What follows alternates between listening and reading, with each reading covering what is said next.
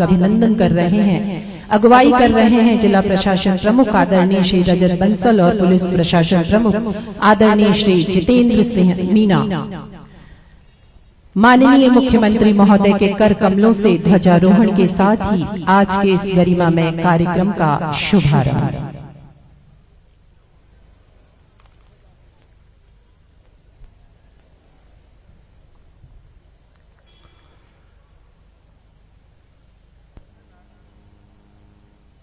सम्मान घाट सलामी देगा राष्ट्रीय सलाट सलाम में सस्त।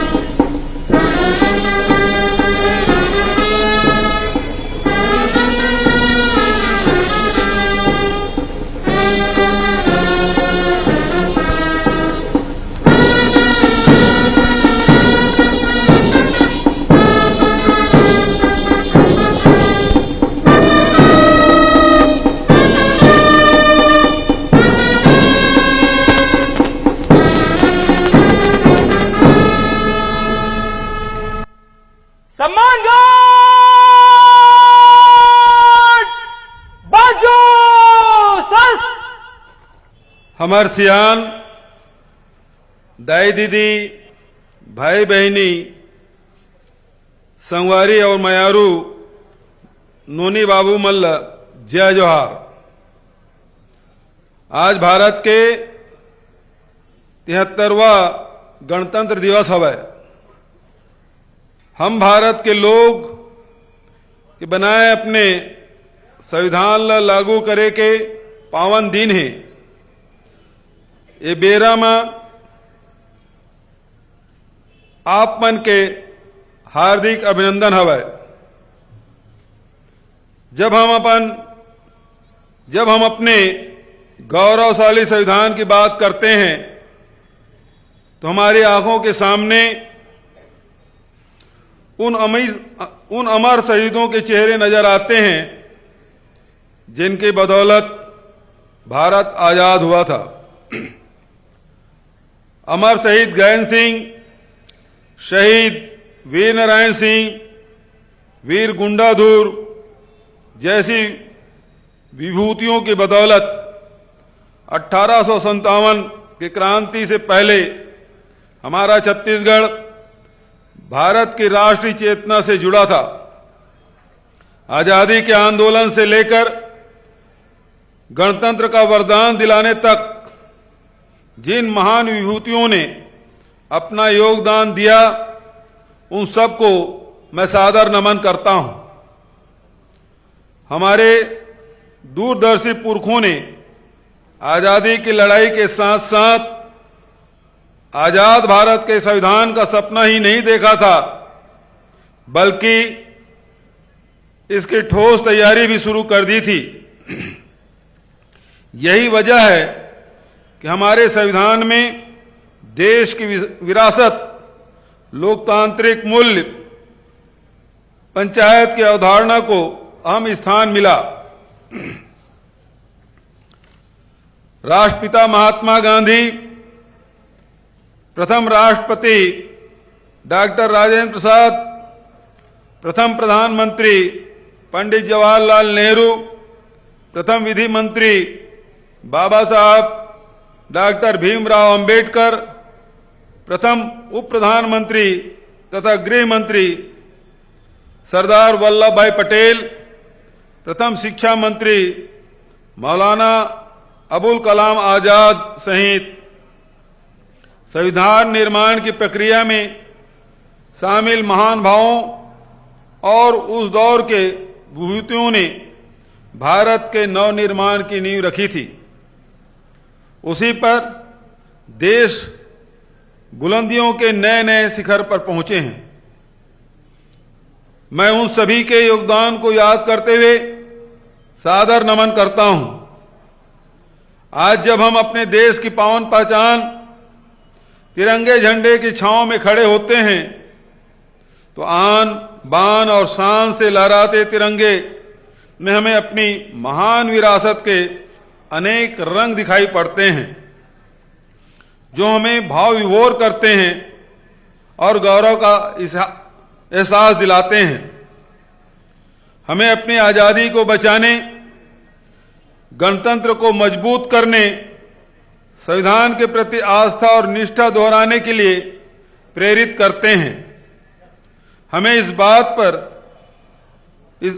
बात का पुरजोर एहसास होता है कि हमारा संविधान ही हमारे लोकतांत्रिक मूल्यों, मौलिक अधिकारों का प्रणेता है। इसे सहेज कर रखना हम सबका परम कर्तव्य है।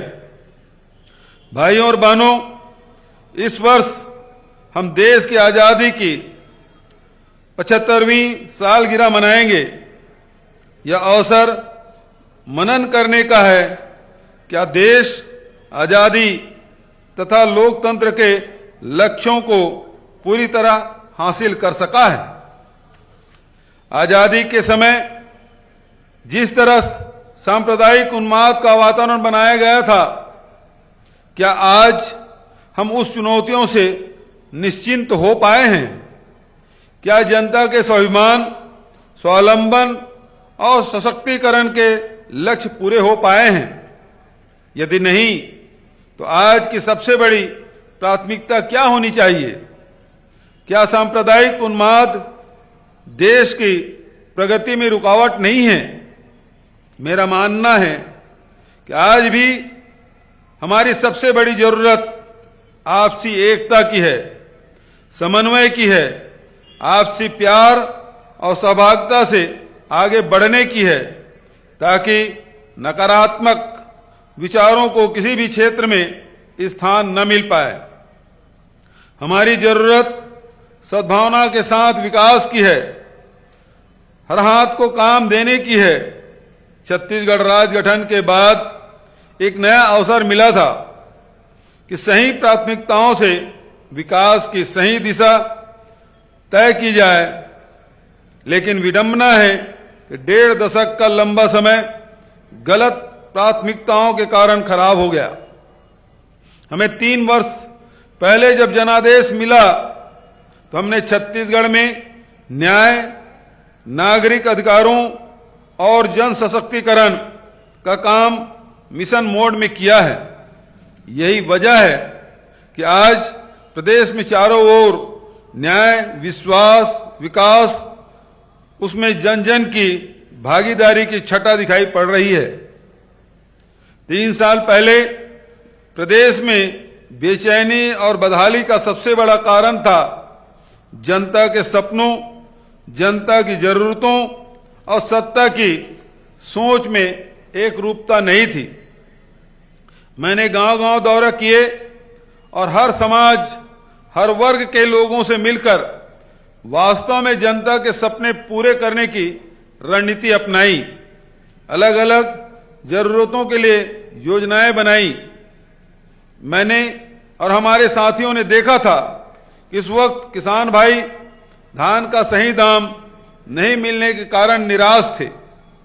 हमने वादा निभाया और सरकार बनते ही 2500 रुपये क्विंटल की दर से भुगतान किया। इस काम में बाधाएं आई, उसका भी समाधान किया। राजीव गांधी किसान न्याय योजना के तहत राज्य के बजट से हमने 11,000 करोड़ से अधिक की राशि किसान को देने की व्यवस्था की। अब इस योजना में धान सहित खरीफ की सभी फसलों, लघु धान्य फसलों जैसे कोदो, कुटकी, रागी, दलहन, तिलहन तथा उद्यान की फसलों को भी शामिल किया गया है। मैं किसान का बेटा हूं, इसलिए किसानों के सुख दुख को भली भांति समझता हूं। हमने किसानों के हित में जो क्रांतिकारी कदम उठाए, उससे किसानों का हौसला बढ़ा, जिसके कारण प्रदेश में समर्थन मूल्य पर धान खरीदी का नया कीर्तिमान बना। विगत वर्ष में हमने 92 लाख मीट्रिक टन से अधिक धान की खरीदी की थी और इस साल 105 लाख मीट्रिक टन धान खरीदी का लक्ष्य रखा है। मात्र 3 वर्षों में धान बेचने हेतु पंजीयन कराने वाले किसानों की संख्या 15 लाख से बढ़कर 24 लाख तक पहुंच गई है, अर्थात 60% से अधिक किसानों का पंजीयन सुखद संकेत कि सरकार और खेती पर किसानों का भरोसा लौटा है। मुझे कहते हुए खुशी है कि नई फसलों और इससे संबंधित किसानों को बेहतर दाम दिलाने की दिशा में हम एक और बड़ा कदम उठाने जा रहे हैं। आज मैं घोषणा करता हूं कि आगामी खरीफ वर्ष 2022-23 में प्रदेश में दलहन फसलों जैसे मूंग, उड़द, अरहर की खरीदी भी न्यूनतम समर्थन मूल्य पर की जाएगी। उद्यान की फसलों के विकास के लिए छत्तीसगढ़ शाकंभरी बोर्ड चाय और कॉफी के उत्पादन व प्रसंस्करण को बढ़ावा देने के लिए टी कॉफी बोर्ड का गठन किया गया है।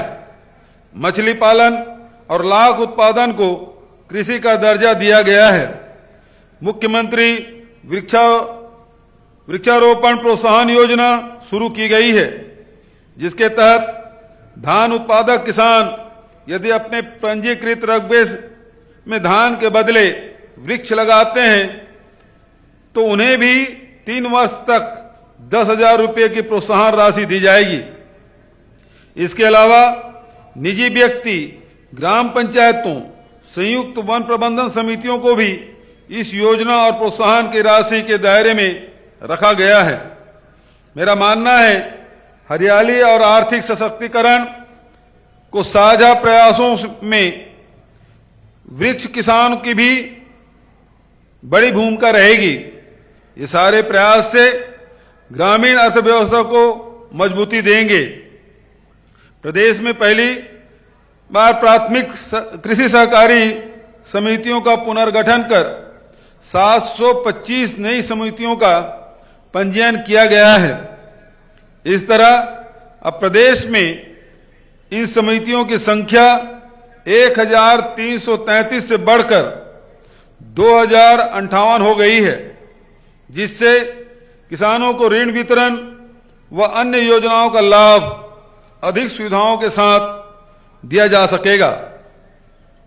छत्तीसगढ़ विधानसभा के बजट सत्र 2021 में मैंने किसानों के सिंचाई पंप ऊर्जीकरण के 35,000 से अधिक लंबित आवेदनों का समाधान 1 साल में करने की घोषणा की थी। मुझे खुशी है कि 26,000 से अधिक पंप ऊर्जीकृत हो गए हैं। शेष पर तेजी से कार्रवाई की जा रही है ताकि मार्च 2022 तक ऐसा कोई भी प्रकरण लंबित न रहे। पहले हमने 1 नवंबर 2018 तक किसानों का लंबित 244 करोड़ रुपए के सिंचाई जल कर माफ किया था। दूसरी बार 30 जून 2021 तक पुनः 80 करोड़ रुपए सिंचाई कर माफ कर दिया है। इस तरह कृषि ऋण माफी, सिंचाई हेतु निःशुल्क विद्युत प्रदान, अनुदान जैसे आर्थिक राहत में विस्तार किया गया है। जाहिर है कि किसानों को सुविधा देने के हर मामले में हमने संवेदनशीलता के साथ तत्परता से कार्रवाई की है। छत्तीसगढ़ के ग्रामीण आबादी का एक बड़ा हिस्सा कृषि मजदूरी पर निर्भर है, जिन्हें खरीफ सीजन के बाद रोजगार का संकट हो जाता है। ऐसे भूमिहीन कृषि मजदूरों के लिए हमने राजीव गांधी ग्रामीण भूमिहीन कृषि मजदूर न्याय योजना के तहत इस वित्तीय वर्ष से लाभ देने की भी घोषणा की थी, जिसके तहत प्रति वर्ष 6,000 रुपया प्रदान करने का प्रावधान है। दिसंबर 2022 में विशेष ग्राम सभाओं से पात्र हितग्राहियों का अंतिम चयन हो चुका है। गणतंत्र दिवस के तत्काल पश्चात 1 फरवरी को पहली किस्त की राशि पात्र हितग्राहियों को अंतरित की जाएगी। महात्मा गांधी राष्ट्रीय ग्रामीण रोजगार गारंटी योजना में 60% राशि कृषि कार्यों को बढ़ावा देने के लिए खर्च करने का प्रावधान भारत सरकार के द्वारा किया गया है, लेकिन छत्तीसगढ़ में हमने कृषि व संबंधित कार्यों के लिए 76% राशि खर्च की है। इसी प्रकार जल जंगल जमीन से संबंधित कार्यों के लिए प्राकृतिक संसाधन प्रबंधन के लिए 65% के प्रावधान के विरुद्ध हमने छत्तीसगढ़ में 82% राशि खर्च की है। कोरोना के दौर में मनरेगा से गांव में बड़े पैमाने पर रोजगार देने का कीर्तिमान बनाया गया था। वहीं अन्य विभागों की योजनाओं के साथ अभिसरण से हमने मनरेगा की व्यापक सार्थकता साबित की है। हमारी सुराजी गांव योजना में नई अर्थव्यवस्था की बुनियाद बनाने में सफल हो रही है। इसके अंतर्गत नरवा गरवा घुरवा बारी के विकास के काम अब बड़े पैमाने पर हो रहे हैं। गोधन न्याय योजना ने ग्रामीण तथा शहरी गौपालकों को आजीविका का नया जरिया उपलब्ध कराया है। इस योजना से अभी तक 122 करोड़ रुपया से अधिक का गोबर खरीदा जा चुका है। इसे वर्मी कंपोस्ट उत्पादन और उपयोग की एक नई क्रांति ने जन्म लिया है, जिससे देश में आसन्न रासायनिक खाद संकट को हल करने में मदद मिलेगी। गौठान अब रूरल इंडस्ट्रियल पार्क के रूप में विकसित हो रहे हैं। गोबर से बिजली, प्राकृतिक पेंट तथा अन्य उत्पादों का निर्माण करने की पहल की गई है। अब गोबर की आर्थिक, सामाजिक, सांस्कृतिक उपयोगिता के सभी पहलुओं पर व्यापक और सुसंगत ढंग से काम करने के लिए गोधन न्याय मिशन का गठन मील का पत्थर साबित होगा। कोरोना महामारी के समय जब बड़ी संख्या में हमारे प्रवासी श्रमिक छत्तीसगढ़ लौटे, तब हमने उनके हित के लिए विशेष प्रयास करने का संकल्प लिया था, जिसे अमल में लाते हुए छत्तीसगढ़ राज्य प्रवासी श्रमिक नीति 2020 को बनाकर लागू किया गया है। असंगठित श्रमिकों के पंजीयन, पलायन पंजी का ऑनलाइन संधारण, विभिन्न कल्याणकारी योजनाओं के संचालन के लिए उत्कृष्ट कार्य हेतु भारत सरकार द्वारा छत्तीसगढ़ को राष्ट्रीय ई श्रमिक सेवा पुरस्कार से सम्मानित किया गया है। श्रम कल्याण के प्रयासों को आगे बढ़ाने के लिए आज मैं यह घोषणा करता हूं कि प्रत्येक जिला मुख्यालय तथा विकासखंड स्तर पर मुख्यमंत्री श्रमिक संसाधन केंद्र की स्थापना की जाएगी। श्रमिक परिवारों की बेटियों की शिक्षा, रोजगार, स्वरोजगार तथा विवाह में सहायता के लिए भी आज एक नई योजना की घोषणा करता हूं, जो मुख्यमंत्री नूनी सशक्तिकरण सहायता योजना के नाम से जानी जाएगी। इस योजना के तहत छत्तीसगढ़ भवन एवं अन्य सन्निर्माण कर्मकार कल्याण मंडल में पंजीकृत हितग्राहियों के प्रथम 2 पुत्रियों के बैंक खाते में 20-20 हजार रुपये की राशि का भुगतान एक मुश्त किया जाएगा। जरूरतमंद तबकों को खाद्यान्न उपलब्ध कराने के लिए सार्वजनिक वितरण प्रणाली का अतुलनीय योगदान रहा है, लेकिन छत्तीसगढ़ में 1.5 दशक में यह व्यवस्था की बदहाली की भेंट चढ़ गई थी। हमने सार्वभौम पीडीएस का वादा निभाया, जिसका लाभ 2,55,00,000 लोगों को मिलने लगा है। यह वर्ष 2021 की जनगणना के अनुसार 100% कवरेज है। विगत एक वर्ष में 778 नई उचित मूल्य दुकानों शुरू की गई है। आयरन फोलिक एसिड युक्त फोर्टिफाइड चावल वितरण की शुरुआत हमने कोंडागांव जिला से की थी, जिसे अब पूरे प्रदेश में मध्याह्न भोजन के योजना तथा पूरक पोषण आहार योजना में लागू कर दिया गया है। इस तरह खाद्यान्न सुरक्षा के साथ पोषण सुरक्षा के लिए भी नए उपाय किए जा रहे हैं।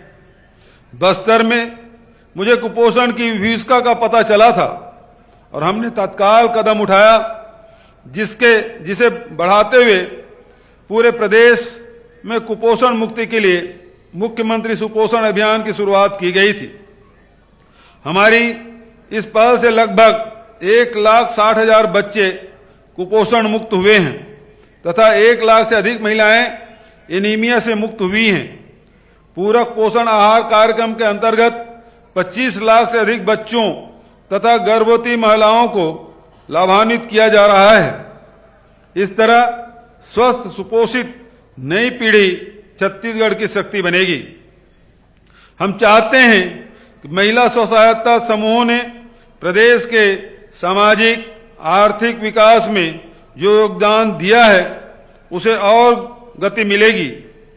इसलिए महिलाओं को स्वयं का व्यवसाय प्रारंभ करने के लिए 2 लाख रुपए का ऋण प्रदान करने की व्यवस्था सक्षम योजना के तहत की गई है।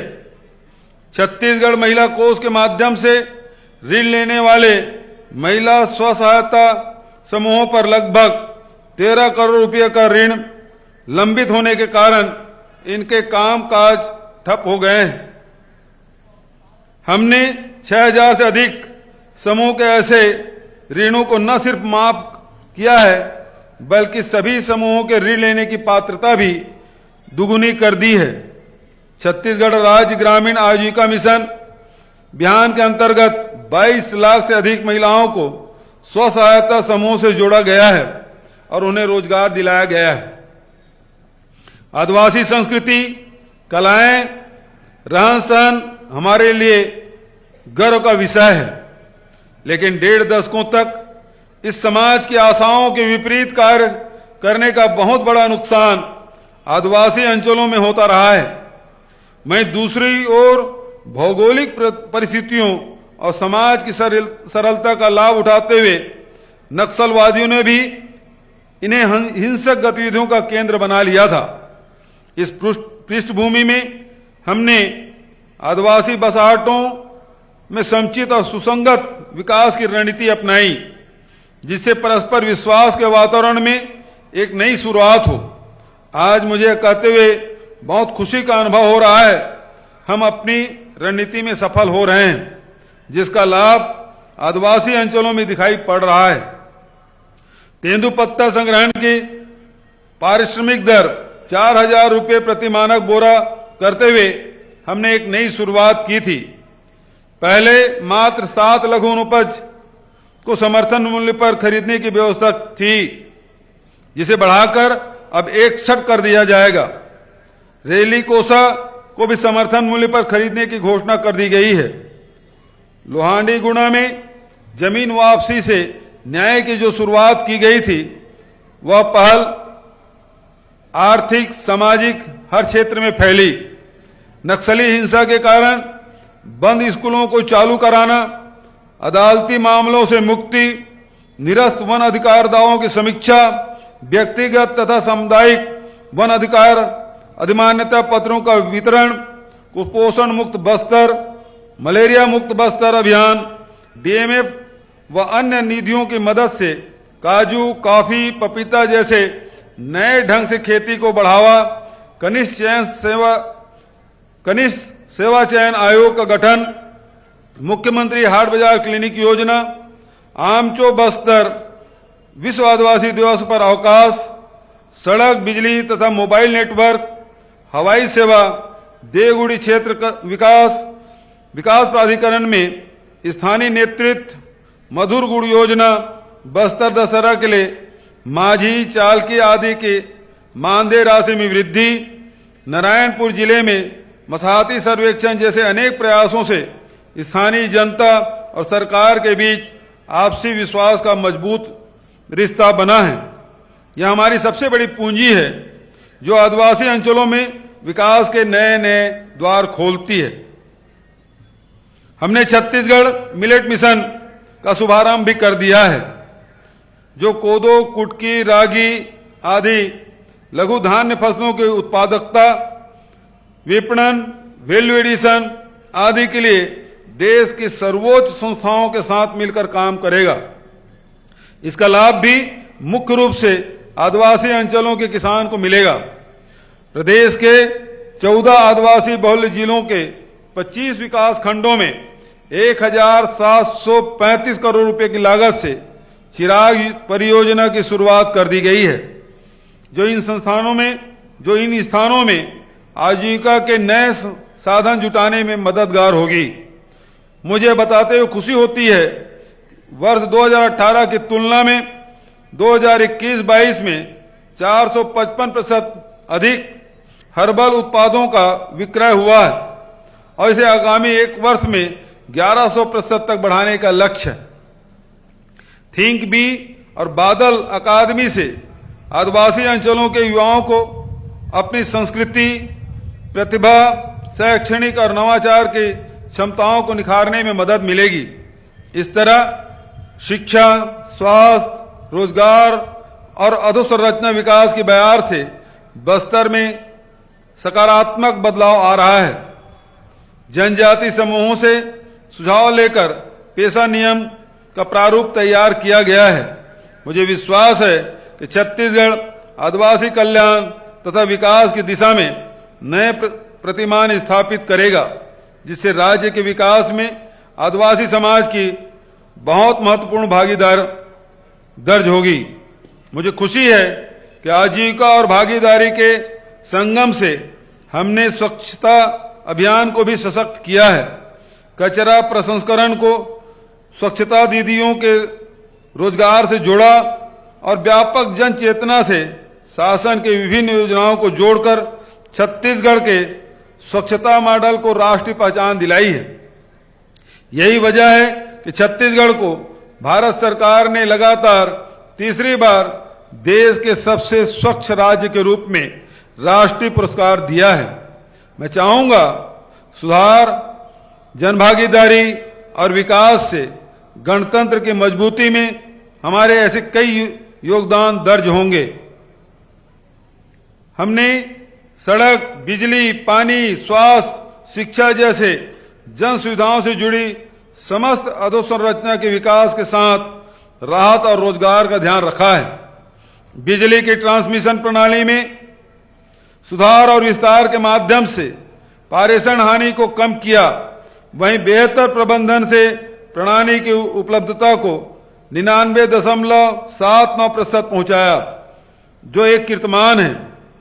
विद्युत आपूर्ति की विश्वसनीयता बढ़ाने के साथ बिजली बिल हाफ योजना का लाभ 40,45,000 उपभोक्ताओं तक पहुंचा दिया गया है, जिससे उन्हें 2,200 करोड़ रुपए की बचत हुई। विभिन्न योजनाओं से प्रदेश में 24,000 करोड़ रुपए से अधिक लागत से सड़कों का निर्माण किया जा रहा है। निर्माण कार्यों में शिक्षित बेरोजगारों को भागीदार बनाने के लिए ई श्रेणी पंजीयन के तहत 5,000 से अधिक युवाओं का पंजीयन किया गया है और उन्हें विकासखंड स्तर पर सरलीकृत प्रक्रिया से लगभग 200 करोड़ रुपए के निर्माण कार्य आवंटित किए गए हैं। प्रदेश में सिंचाई क्षमता बढ़ाने के लिए केलो परियोजना, खारंग परियोजना, मनियारी परियोजना, अरपा भैंसाझार परियोजना को इस वर्ष पूर्ण करने के लिए तेजी से कार्य किया जा रहा है। ग्रामीण अंचल में शुद्ध पेयजल उपलब्ध कराने के लिए जल जीवन मिशन के अंतर्गत सितंबर 2023 तक 48 लाख से अधिक घरों में नल कनेक्शन देने की योजना है, जिसमें से लगभग 8 लाख कनेक्शन दिए जा चुके हैं। इसी प्रकार 124 नगरीय निकायों में नल जल योजना पूर्ण की गई है तथा 44 नगरीय निकायों के कार्य प्रगति पर है। स्वास्थ्य अधोसंरचना के विस्तार हेतु डॉक्टरों, मेडिकल स्टाफ और उपकरणों की संख्या में कई गुना वृद्धि की गई है। मैं जिन स्थानों पर जनता अस्पतालों तक नहीं पहुंच पाती, वहां अस्पतालों की सुविधाएं पहुंचाने के लिए मुख्यमंत्री हाट बाजार क्लिनिक योजना, मुख्यमंत्री शहरी स्लम स्वास्थ्य योजना, दया दीदी क्लिनिक योजना से 18 लाख से अधिक लोगों की जांच और उपचार किया गया है। डॉक्टर खूबचंद बघेल स्वास्थ्य योजना, मुख्यमंत्री विशेष स्वास्थ्य सहायता योजना के माध्यम से उपचार में लगने वाले 50,000 से 20 लाख रुपए तक खर्च की चिंता से लोगों को मुक्त किया गया है। जन सुविधा के विस्तार और जनता को महंगी दवाई के बोझ से राहत दिलाने के लिए Shri Dhanvantari generic medical store योजना प्रारंभ की गई, जिसका विस्तार अब सभी शहरों में किया जा रहा है। हमने नई पीढ़ी को सुरक्षित भविष्य के लिए स्कूल शिक्षा से उच्च शिक्षा तक और रोजगार से लेकर संस्कार विकसित करने तक अनेक कदम उठाए हैं। स्वामी आत्मानंद अंग्रेजी माध्यम उत्कृष्ट शालाओं के तर्ज पर अब ऐसी हिंदी शालाओं की स्थापना भी प्रत्येक जिलों में की जाएगी। 5-6 वर्षों के बच्चों के लिए ऐसे स्थानों पर प्ले स्कूल बालवाड़ी की स्थापना की जाएगी, जहां आंगनबाड़ी और प्राथमिक शाला एक ही प्रांगण में हो। प्रथम चरण में ऐसे 6,000 से अधिक बालवाड़ी प्रारंभ की जाएगी। नवा रायपुर में अंतर्राष्ट्रीय स्तर पर उत्कृष्ट आवासीय विद्यालय स्थापित किया जाएगा। हमने बच्चों की जरूरतों को पूरी संवेदनशीलता के साथ समझा है, इसलिए कोरोना के कारण अपने माता पिता खोने वाले बच्चों के लिए महतारी दुलार योजना शुरू की थी, जिसके तहत 2,500 से अधिक बच्चों को 2 करोड़ रुपए की छात्रवृत्ति दी गई। इसके अतिरिक्त स्कूल फीस भी माफ की गई है।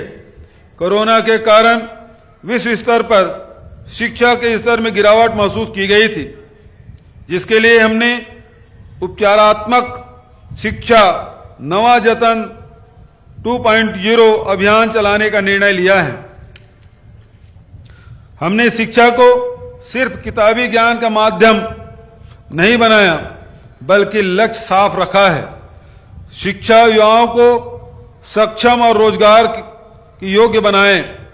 रोजगार परक शिक्षण प्रशिक्षण देने के लिए प्रदेश में अभी तक 125 स्थानों पर ITI संस्थाएं प्रारंभ की जा चुकी है। अब प्रत्येक विकास खंड में ITI खोली जाएगी। सबसे बड़े रोजगार के साधन कृषि को भी उच्च शिक्षण संस्थाओं का सहारा देने के लिए 3 वर्षों में 10 नए कृषि महाविद्यालय, कृषि विज्ञान केंद्र तथा महात्मा गांधी उद्यानिकी एवं वानिकी विश्वविद्यालय स्थापित किया गया है। हमने सरकारी विभागों तथा अर्ध सरकारी संस्थाओं में सीधी भर्ती तथा अन्य माध्यमों से बहुत पैमाने पर नौकरी के दरवाजे खोले हैं। गांव, वन क्षेत्रों, परंपरागत कौशल के काम और स्थानीय संसाधनों के वैल्यू एडिशन से भी राज्य में बहुत बड़े पैमाने पर रोजगार के अवसर बने हैं। हमारी औद्योगिक नीति की सफलता से 32,000 लोगों को रोजगार मिला है और 90,000 लोगों को रोजगार मिलना प्रस्तावित है। विगत 3 वर्षों में युवाओं के आंखों में स्वावलंबन की चमक बढ़ते देखकर हमारा उत्साह बढ़ा है। यही वजह है हमने छत्तीसगढ़ रोजगार मिशन का गठन किया, जिसके तहत आगामी 5 वर्षों में 15 लाख नए रोजगार के अवसर सृजित करने के लिए हम पूरी ताकत लगाएंगे। प्रदेश के आस्था स्थलों को पर्यटन विकास की सुविधाओं से जोड़ते हुए हमने चंदखुरी में माता कौशल्या के प्राचीन मंदिर परिसर का जीर्णोद्धार किया है। वहीं राम वनगमन पथ पर 75 स्थानों को चिन्हांकित कर इनके विकास की कार्य योजना बनाई है। प्रथम चरण में इनमें से 9 स्थानों का विकास कार्य प्रगति पर है। ये स्थान भी बड़े पैमाने पर रोजगार सृजन के माध्यम बनेंगे। भाइयों और बहनों, न्याय के लिए संघर्ष और कानून का राज चलाने की प्रतिबद्धता हमारी विरासत है। आजादी का आंदोलन न्याय के लिए था। संविधान का निर्माण और संविधान में संशोधन के जरिए नागरिक अधिकारों के दायरे में लगातार विस्तार करते जाने को हमारी राष्ट्रीय नेतृत्व ने सदा अपना कर्तव्य समझा। हम इसी विरासत को आगे बढ़ाने पर विश्वास करते हैं। तृतीय लिंग युवाओं को पुलिस बल में भर्ती करना, बस्तर के जवानों को बस्तर फाइटर्स बल में भर्ती करना, सुरक्षा बलों की देखरेख में बस्तर के दुर्गम और नक्सल प्रभावित अंचलों में 5 वृहद पुलों का निर्माण, मोबाइल टावरों की स्थापना, सामुदायिक पुलिसिंग के माध्यम से जनता का आत्मविश्वास बढ़ाना और इन सब के माध्यम से नागरिक सुविधाओं में वृद्धि को भी हम न्याय की दिशा में बढ़ते कदम मानते हैं। चिट फंड कंपनियों के द्वारा प्रदेश की मासूम जनता से ठगी की गई राशि वापस दिलाने के लिए हमारी प्रतिबद्धता का नतीजा है कि अब तक चिट फंड कंपनियों के 840 आरोपियों को गिरफ्तार किया गया है और 11 करोड़ से अधिक राशि वसूल कर जनता को लौटाई गई है और अब बड़े पैमाने पर कुर्की और संपत्ति नीलामी के माध्यम से और भी अधिक राशि लौटाने का प्रयास किया जाएगा। प्रशासनिक सुविधाओं में भी न्याय का अंग है। विगत 3 वर्षों में हमने 5 नए जिलों का गठन की घोषणा की, जिसमें से एक जिला गौरेला पेंडा मरवाही विकास की नई गाथा लिख रहा है। वहीं अन्य 4 जिलों का औपचारिक उद्घाटन भी शीघ्र किया जाएगा। हमने लोक सेवा केंद्रों के माध्यम से 132 सेवाएं ऑनलाइन की थी, जिनमें एक वर्ष में 25 लाख से अधिक लोग लाभान्वित हुए। आज गणतंत्र दिवस के पावन अवसर पर मैं अपने छत्तीसगढ़िया भाई बहनों के हित में कुछ और महत्वपूर्ण घोषणाएं करता हूं। हमारी सरकार इसी वर्ष समस्त अनियमित भवन निर्माण के नियमितीकरण हेतु एक व्यवहारिक, सरल एवं पारदर्शी कानून लाएगी, जिससे अनेक नागरिक प्रत्यक्ष रूप से लाभान्वित होंगे। इस कानून के प्रावधान का लाभ लेकर हमारे नागरिक अपनी मेहनत से किए गए निर्माण को नियमित करवाकर स्वाभिमान से जीवन यापन एवं रोजगार कर सकेंगे। दूसरा, इसके साथ ही रिहायशी क्षेत्रों में संचालित व्यावसायिक गतिविधियों में के नियमितीकरण हेतु आवश्यक प्रावधान किए जाएंगे, ताकि हमारे हजारों भाई बहन आत्मविश्वास के साथ अपना व्यवसाय संचालित कर सके।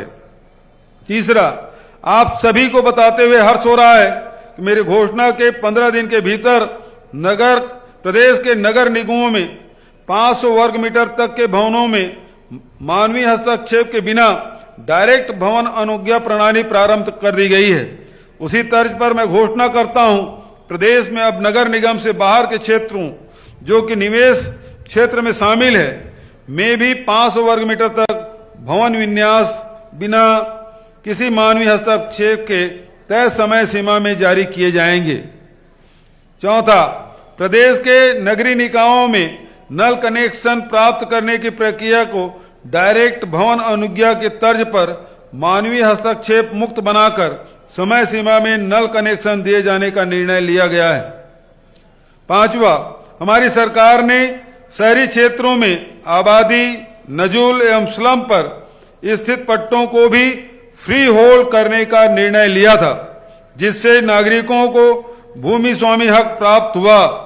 आज इस मंच से मैं घोषणा करता हूं कि ग्रामीण क्षेत्र में भी शासकीय पट्टे के भूमियों को फ्री होल्ड किया जाएगा। छठवां, अन्य पिछड़े वर्ग के नागरिकों में उद्यमता को बढ़ावा देने हेतु औद्योगिक नीति में संशोधन कर इस वर्ग हेतु 10% भूखंड आरक्षित किए जाएंगे, जो कि भूमि प्रीमियम दर के 10% दर एवं 1% भूभाटक पर उपलब्ध कराए जाएंगे। सातवां, मुख्यमंत्री शहरी स्लम स्वास्थ्य योजना के अंतर्गत प्रदेश के नगर निगमों में 18 लाख से अधिक नागरिकों का इलाज निःशुल्क किया जा चुका है। इस योजना की सफलता को देखते हुए मैं घोषणा करता हूं कि शीघ्र ही इस योजना को प्रदेश के सभी नगरीय निकायों में लागू किया जाएगा।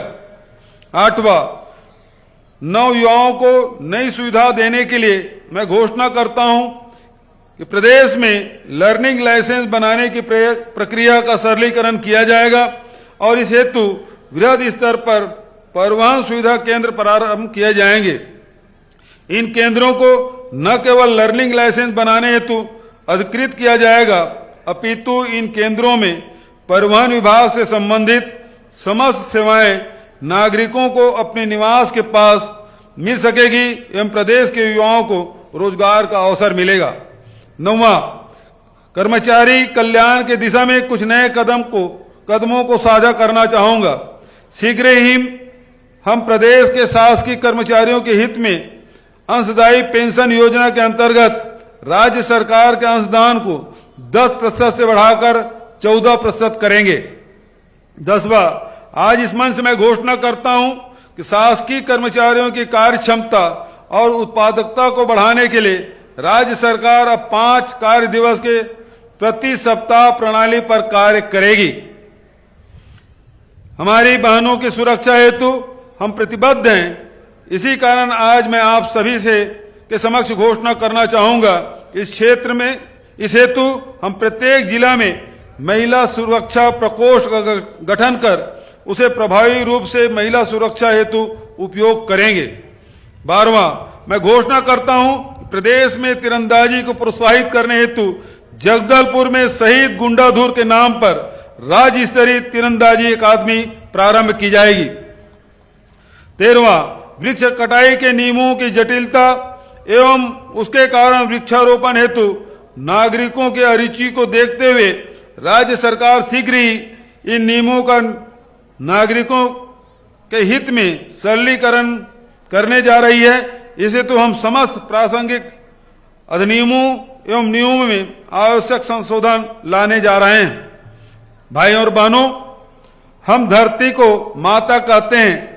इसकी पहचान हम भारत माता और छत्तीसगढ़ मातारी के रूप में करते हैं।